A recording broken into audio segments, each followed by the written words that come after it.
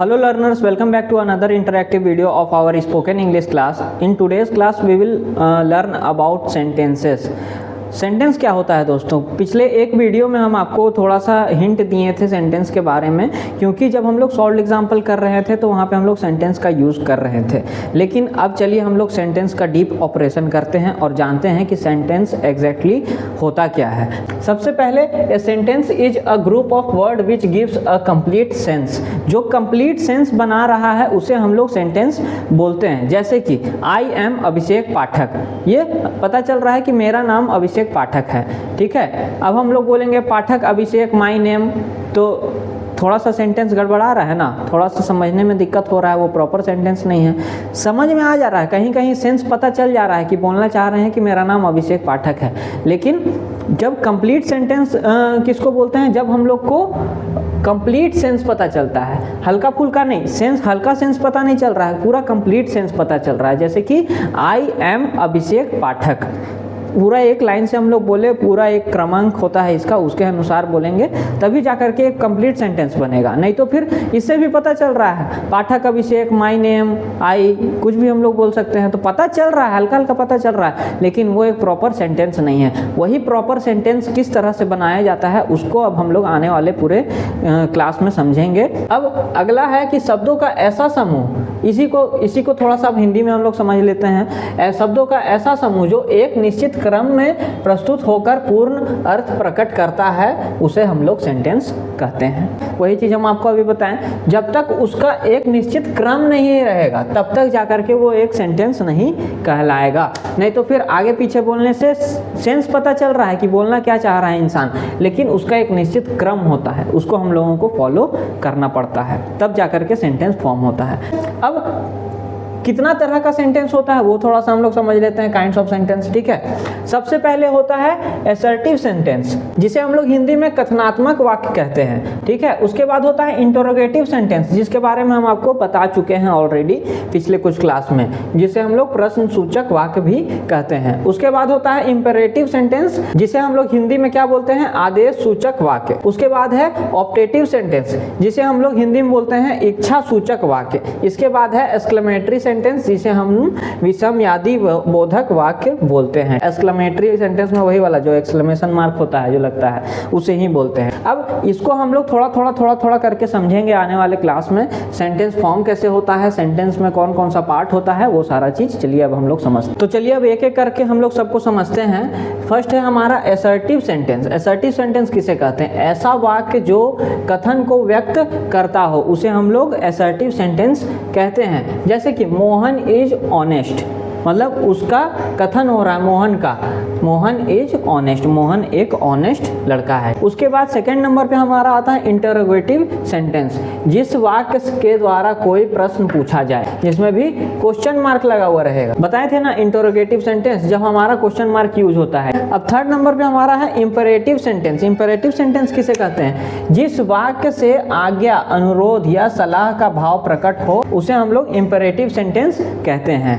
जिस वाक्य से आज्ञा, अनुरोध या सलाह का भाव प्रकट हो उसे हम लोग इंपेरेटिव सेंटेंस कहते हैं। जैसे गो देयर, क्या हो रहा है? गो देयर में आज्ञा दिया जा रहा है। काइंडली हेल्प मी, मतलब प्लीज मेरा मदद करो, मदद मांगा जा रहा है, तो यहाँ पे हम लोग का अनुरोध का भाव प्रकट हो रहा है, इसीलिए उसे हम लोग इंपेरेटिव सेंटेंस कहते हैं। अब उसके बाद है ऑप्टेटिव सेंटेंस। ऑप्टेटिव सेंटेंस में क्या कहता है? जिस वाक्य से आशीर्वाद, श्राप या फिर प्रार्थना का भाव प्रकट हो उसे हम लोग ऑप्टेटिव सेंटेंस बोलते हैं। जिस वाक्य से आशीर्वाद, श्राप या फिर प्रार्थना का भाव प्रकट हो, जैसे कि मे यू लिव लॉन्ग, मतलब तुम 100 साल जियो, बहुत साल जियो, ठीक है। उसके लिए क्या हमारा हो रहा है? आशीर्वाद का भाव वहां पे प्रकट हो रहा है। उसके बाद मे यू फेल, मतलब तुम फेल हो जाओ, तो उसमें क्या चीज हो रहा है? श्राप दिया जा रहा है कि भगवान करे तुम फेल हो जाओ, एकदम गंदा लड़का है तुम, फेल ही हो जाओ, तो उसमें श्राप का भाव यहाँ पे पैदा हो रहा है, इसीलिए वो क्या हो जाएगा? ऑप्टेटिव सेंटेंस हो जाएगा। उसके बाद हमारा है एक्सक्लेमेटरी सेंटेंस। ये भी हम आपको बताए थे। जिस वाक्य में प्रसन्नता, दुख प्रशंसा या फिर आश्चर्य या घृणा का भाव प्रकट हो उसे हम लोग एक्सक्लेमेटरी सेंटेंस बोलते हैं, या जिसमें एक्साइटमेंट टाइप का चीज होता है उसे। जैसे अलास ही इज रूइंड, मतलब अरे वो सारा चीज खराब हो गया, तो उसमें क्या हो रहा है कि हमारा दुख का भाव प्रकट हो रहा है, इसके कारण से ये हो गया एक्सक्लेमेटरी सेंटेंस। इसके बाद है bravo we have won the match, मतलब बहुत बढ़िया हम लोग मैच जीत चुके हैं, तो उसमें भी हमारा एक्साइटमेंट आ रहा है, तो इसके कारण से ये हो गया एक्सक्लेमेटरी सेंटेंस। इसका स्क्रीनशॉट लीजिए, अच्छे से समझिए, पढ़िए। हम तो थोड़ा मतलब डिजाइन से लिख दिए हैं, लेकिन इसको आप अच्छे से लाइन से लिखिए, असर्टिव सेंटेंस के सामने करके लिख लीजिए इसको, तो और अच्छे से आपको समझ में आएगा। कोई भी दिक्कत हो तो आप मैसेज करके हमसे व्हाट्सएप में पूछ सकते हैं। ये हमारा सेंटेंस का टाइप होता है, सारा टाइप हम लोग कंप्लीट कर लिए। अब सेंटेंस में चलिए हम उसका ऑपरेशन करके अब आपको बताते हैं कि सेंटेंस किस तरह से फॉर्म होता है, क्या क्या चीज से मिल करके बनता है। तो अब हम लोग का जो सेंटेंस होता है वो देखिए क्या चीज से मिल करके बनता है, ये subject plus verb plus object से मिल करके हम लोग का सेंटेंस बनता है, जिसमें सब्जेक्ट का मतलब कर्ता, वर्ब का मतलब क्रिया और ऑब्जेक्ट का मतलब कर्म हो गया। चलिए अब इसको एग्जाम्पल से समझते हैं, तब आपको पता चलेगा कर्ता क्रिया कर्म क्या होता है। कर्ता जो काम करता है, जैसे कि यहाँ पे श्याम, आई या फिर भारती, ये लोग कर्ता हो गए, ठीक है, ये तीनों हम लोग के कर्ता हो गए। अब क्रिया, क्रिया में वो लोग क्या कर रहे हैं, क्या कर रहे हैं, जा रहे हैं। श्याम गोज टू स्कूल, फिर आई राइट मतलब लिख रहे हैं, हम क्या है, हम लिख रहे हैं एक लेटर। उसके भारती सिंग्स अ सॉन्ग, क्या है, गाना गा रही है। अब कर्म में है क्या काम कर रहे हैं, जैसे कि कहाँ जा रहे हैं, स्कूल जा रहे हैं। उसके बाद क्या लिख रहे हैं, लेटर लिख रहे हैं। उसके बाद भारती सिंग्स सॉन्ग, क्या गा रही है, गाना गा रही है। तो हम लोग का कर्ता हो गया श्याम आई भारती, हम लोग का क्रिया हो गया गोस राइट या सिंग्स, या फिर कर्म हम लोग का हो गया स्कूल, लेटर या सॉन्ग। तो चलिए ये था हमारा सेंटेंस, थोड़ा छोटा वीडियो था, इसमें हम आपको सेंटेंस समझाने का कोशिश किए। अब इसमें अगर आपको कोई दिक्कत है तो आप हमको मैसेज करके पूछिए 8709369285 में। अब इसको हम लोग आने वाले वीडियोस में और अच्छे तरीके से समझेंगे, सब्जेक्ट वर्ब ऑब्जेक्ट को, इसका भी अब बाइफर्केशन होगा, इसको अच्छे से एक्सप्लेन करेंगे। तो आगे का वीडियो अब और भी ज़्यादा मतलब मज़ा आने वाला है, इसीलिए बने रहिए। तो hello learners, welcome back to another interactive video of our spoken English class. उम्मीद करते हैं कि पिछला जितना भी होमवर्क हम आपको दिए हैं वो सारा आप बना लिए होंगे और व्हाट्सएप में हमको भेजे होंगे। अगर हम चेक करके अभी तक आपको नहीं भेजे हैं तो आप घबराइए मत, हम चेक करके जल्दी से जल्दी भेज देंगे। लेकिन आप अपना होमवर्क कंप्लीट कर लीजिए, उसके बाद ही इस वीडियो को देखिए, ठीक है। आज की क्लास में हम लोग देखने वाले हैं कि वर्ब क्या होता है। वर्ब का डेफिनेशन क्या होता है। Verb is a word which shows an action. Action मतलब कोई काम, ठीक है, जैसे कोई काम हो रहा है उसको हम लोग बोलते हैं एक्शन। मान लीजिए हम पढ़ा रहे हैं तो एक मेरा एक्शन हो रहा है, आप वीडियो देख रहे हैं तो वो भी एक तरह का एक्शन हो रहा है, तो उसको हम लोग बोलते हैं एक्शन। कोई भी काम हो रहा है, एक ऐसा वर्ड जो आपको किसी एक्शन के बारे में बता रहा है या फिर किसी स्टेट ऑफ बीइंग के बारे में बता रहा है, मतलब किसी चीज़ का होना। स्टेट ऑफ बीइंग का मतलब क्या होता है, किसी चीज़ का भी होना। तो जो भी वर्ड आपको किसी एक्शन के बारे में बता रहा है या स्टेट ऑफ बीइंग मतलब किसी चीज़ के होने के बारे में बता रहा है या फिर किसी फिजिकल एक्शन के बारे में हम लोगों को पता चल रहा है, उसको हम लोग वर्ब कहते हैं। अब यहाँ पे इसका हिंदी मतलब समझिए, वर्ब वह शब्द है जो किसी कार्य को के होने, किसी व्यक्ति या वस्तु की स्थिति अथवा भौतिक क्रिया का बोध करता हो। मतलब कोई भी काम हो रहा है उसका जो बोध करेगा, बोध करना मतलब बतलाना, उसका जो क्रिया हो रहा है उसके बारे में जो बतलाता है, वैसे शब्द को हम लोग वर्ब कहते हैं। यहाँ तक समझ में आया। अब वर्ब कितने तरह का होता है, there are two kinds of verb, main, principal या फिर उसको हम लोग ऑर्डिनरी वर्ब भी बोलते हैं, जिसे हम लोग मुख्य क्रिया बोलते हैं। इसमें अब दो डिवीजन हो रहा है, यहाँ पे आप देख सकते हैं। पहला है ट्रांजिटिव वर्ब, सकर्मक क्रिया, और दूसरा है इनट्रांजिटिव वर्ब जो कि है आक्रामक क्रिया, और दूसरा जो होता है वो होता है ऑक्सिलरी या फिर हेल्पिंग वर्ब। ये दो मेन टाइप होता है, मेन प्रिंसिपल या ऑर्डिनरी वर्ब या फिर ऑक्सिलरी या हेल्पिंग वर्ब। अब इसको हम लोग चलिए अच्छे से समझते समझते हैं। तो सबसे पहले हम लोग समझते हैं मेन वर्ब किसे हम लोग कहते हैं। वैसी क्रिया जो किसी वाक्य में मुख्य काम करती है, इसे मेन प्रिंसिपल वर्ब हम लोग कहते हैं। जैसे कि ही इज गोइंग, तो गोइंग से हम लोग को पता चल रहा है कि मुख्य काम क्या हो रहा है, मतलब वो लड़का कहीं जा रहा है। हमको किससे पता चल रहा है, इस वर्ड से पता चल रहा है, गोइंग से। तो वैसी क्रिया जो किसी वाक्य में, ये एक वाक्य है, वाक्य में मुख्य काम के बारे में हम लोगों को बताता है। मुख्य काम कौन बता रहा है हम लोग का, ये गोइंग बता रहा है। मुख्य काम करती है उसे हम लोग मेन वर्ब कहते हैं। अब इसमें क्या होगा, यू विल गो, तो ये गो हम लोग को बता रहा है, क्या बता रहा है कि मुख्य काम क्या हो रहा है। अभी वर्ड हम लोग को बताएगा किसी वाक्य में कि मुख्य काम क्या हो रहा है, तो उसी को हम लोग बोलेंगे मेन वर्ब। मेन वर्ब का यही काम है। अब जो सेकंड नंबर में ऑक्सिलरी वर्ब है, इसका क्या काम है चलिए समझते हैं। वह वर्ब जो मेन वर्ब को टेंस, वॉइस इत्यादि बनाने में सहायता करता है। मतलब एक इसको हम लोग सपोर्टिव वर्ब के तरह भी बोल सकते हैं। ये जो ऑक्सिलरी वर्ब होता है, ये टेंस या वॉइस बनाने में हम लोगों को मदद करता है, एक कंप्लीट सेंटेंस बनाने में हम लोगों को मदद करता है। जैसे कि Ram is reading a book, तो इसमें हम लोग का रीडिंग जो हो जाएगा ये मेन वर्ब हो जाएगा। उसके बाद हम लोग का इज जो है ये हम लोगों का ऑक्सिलरी वर्ब हो जाएगा। ये क्या हम लोग को कर रहा है, मदद कर रहा है। Ram is reading a book, इस वर्ब को ये मदद कर रहा है, जो मेन वर्ब है उसको ये मदद कर रहा है पूरा सेंटेंस कंप्लीट करने में, तो उसी को हम लोग बोलते हैं ऑक्सिलरी वर्ब। अब दूसरा एग्जांपल देखिए, दे हैव ईटेन। ईटेन क्या है, ये हम लोग का मेन वर्ब है। अब यहाँ पे जो हैव लगा हुआ है, ये हैव हम लोगों को बता रहा है कि दे हैव ईटेन, वो लोग खा लिए हैं। तो इसका ये मदद कर रहा है, ये जो मेन वर्ब है इसका ये मदद कर रहा है सेंटेंस को कंप्लीट करने में, तो इसी को हम लोग ऑक्सिलरी वर्ब कहते हैं।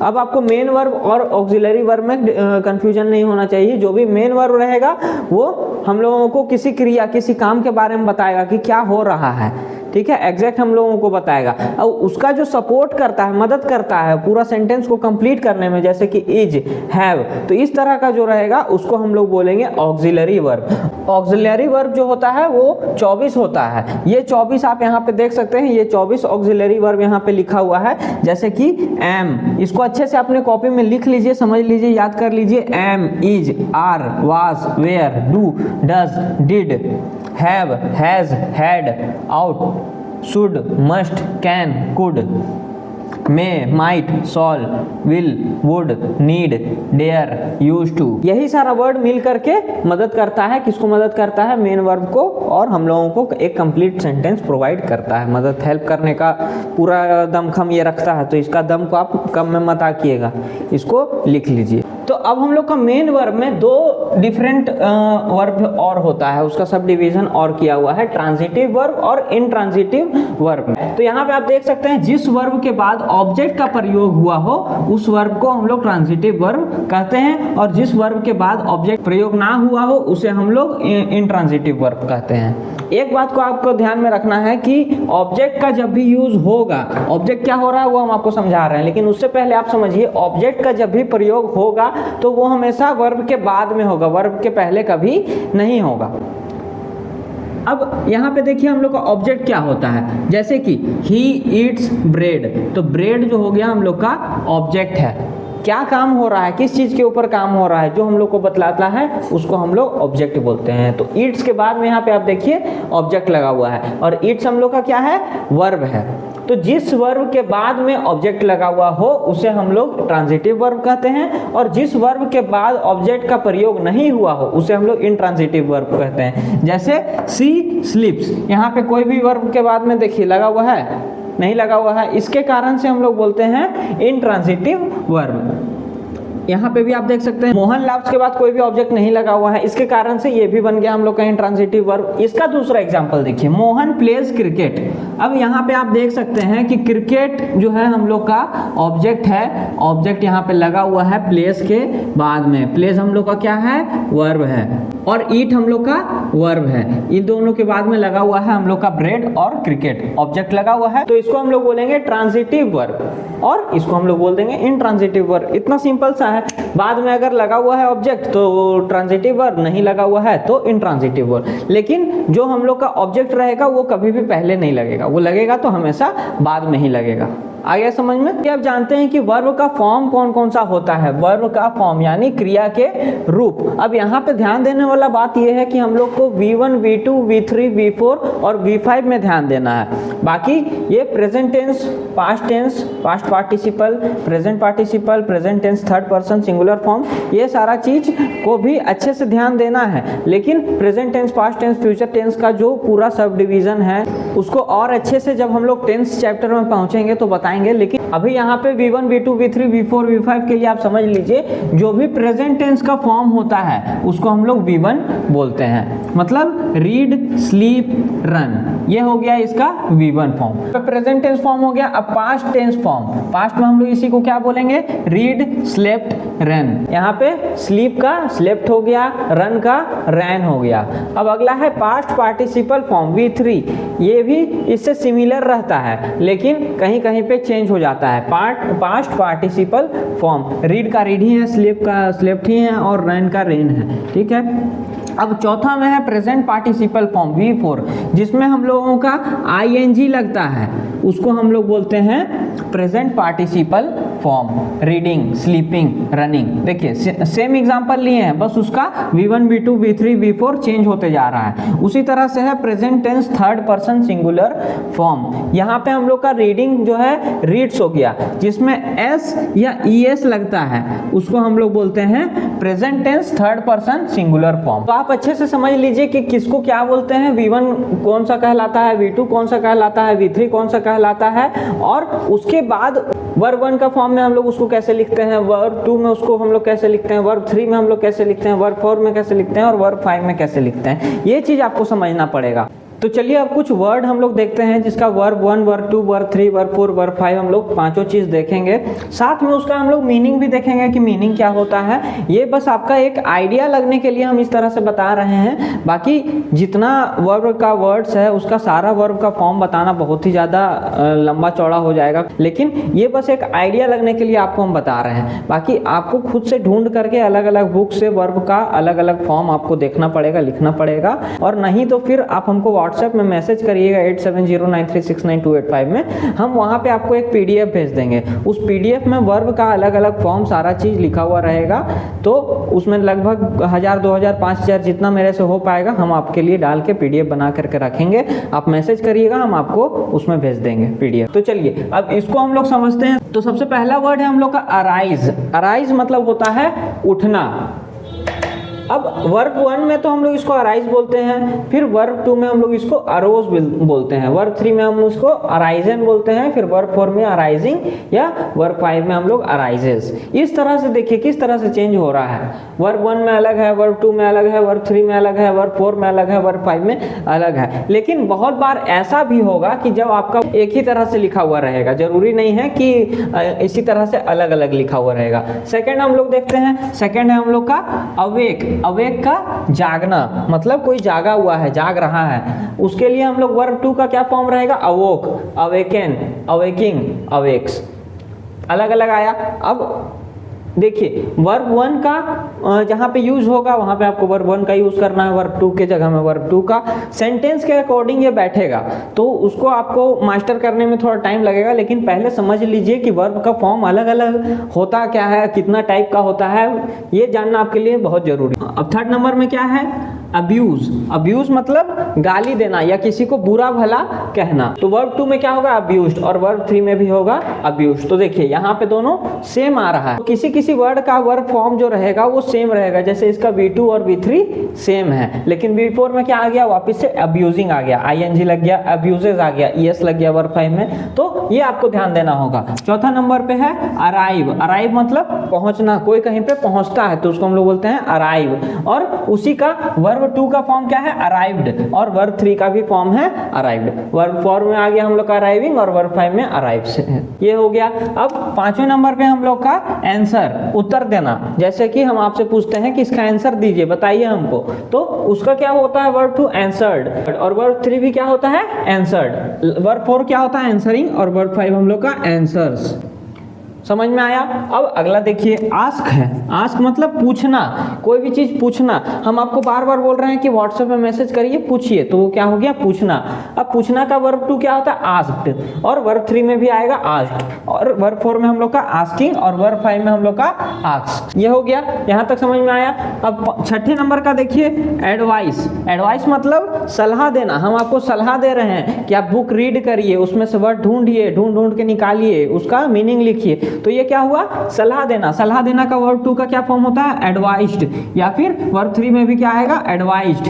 वर्ब 4 में क्या आएगा, एडवाइजिंग, या वर्ब 5 में आएगा एडवाइसेस। अलग अलग सेंटेंस में अलग अलग तरीका से यूज होगा। कहीं पे एडवाइस यूज होगा, कहीं पे एडवाइस्ड यूज होगा, कहीं पे एडवाइजिंग, कहीं पे एडवाइसेस। तो उसको आपको समझना होगा, मास्टर करना पड़ेगा। धीरे धीरे कोर्स खत्म होते होते आप मास्टर हो जाइएगा। छठे नंबर के बाद 7वें नंबर पे हम लोग का आता है बी। बी मतलब होना, कहीं पे भी होना।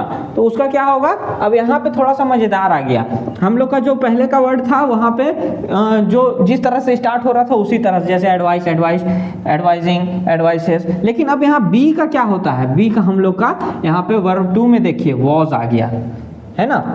बी का वॉज आ गया वर्ब 2 में, वर्ब 3 में आ गया बीन, वर्ब 4 में आ गया बीइंग, और वर्ब 5 में आ गया इज। तो इस तरह से पूरा का पूरा वर्ड ही चेंज हो जाएगा, पूरा वर्ड ही पलट जाएगा। तो उसके लिए भी आपको तैयार रहना पड़ेगा। ये तो बस हम आपको एक झलक दिखाए हैं, मतलब झलक, ट्रेलर भी नहीं दिखाए, तो हम आपको टीजर दिखाए हैं। इसका पूरा का पूरा जो मूवी होता है वो आपको हम PDF में सेंड कर देंगे। आप हमको मैसेज करिए, आपको हम सेंड कर देंगे। तो उम्मीद करते हैं कि अब आपको यहाँ तक का जो कोर्स है आपको अच्छे से समझ में आ गया होगा। ये वीडियो में सारा चीज़ जो हम बताएं वो आपको समझ में आया होगा। नहीं समझ में आया तो 1-2 बार रिवाइंड करके देख लीजिए, समझ लीजिए। समझ के आगे बढ़िएगा तो सारा चीज़ मिला जुला के यूज़ करने के बाद आपका अच्छा स्पोकन इंग्लिश का एक बेस बनेगा। नहीं तो फिर सिर्फ वीडियो देखते जाइएगा तो वो फाइनल आप नहीं पहुंच पाइएगा कहीं भी। एक कोर्स करने के बाद भी आप अगर नहीं बोल पाइएगा तो फिर वो आप मेरे को ही बोलिएगा कि सर अच्छा नहीं पढ़ाएं। सर अच्छा पढ़ा रहे हैं, अगर नहीं पढ़ा रहे हैं तो अगर कुछ कमी है तो भी आप व्हाट्सएप में मैसेज करके बता सकते हैं। तो चलिए मिलते हैं अगले वीडियो में। Thank you so much.